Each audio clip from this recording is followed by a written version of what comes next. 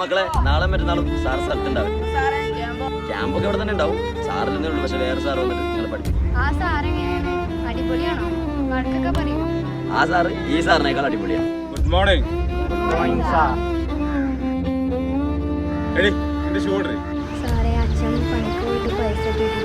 ഒരു ഷൂ പോലും ഇല്ലാണ്ടാണോ ക്യാമ്പിലോട്ട് വരുന്നത്?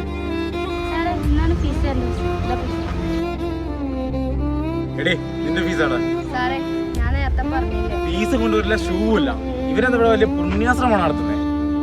വെറുതെ അല്ല, ഇത്ര കഴിവുണ്ടായിട്ടും എങ്ങനെയായിരുന്നു 2 ദിവസത്തെ ക്യാമ്പൊക്കെ? അല്ലടാ നമ്മുടെ ശ്രേയന്തി അറിയില്ല സാറേ. അവളങ്ങനെ ക്യാമ്പ് മിസ് ചെയ്തൊരു കുട്ടിയല്ലല്ലോ സാറേ. അത് പിന്നെ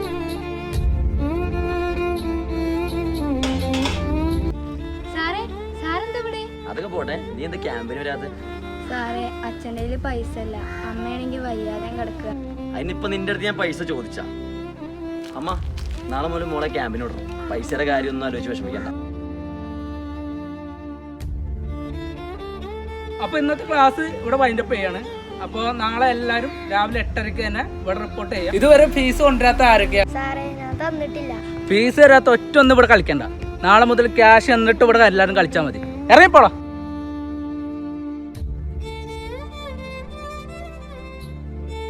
എനിക്കുണ്ടായത് മറ്റൊരു കുഞ്ഞിനും ഉണ്ടാവാതിരിക്കട്ടെ.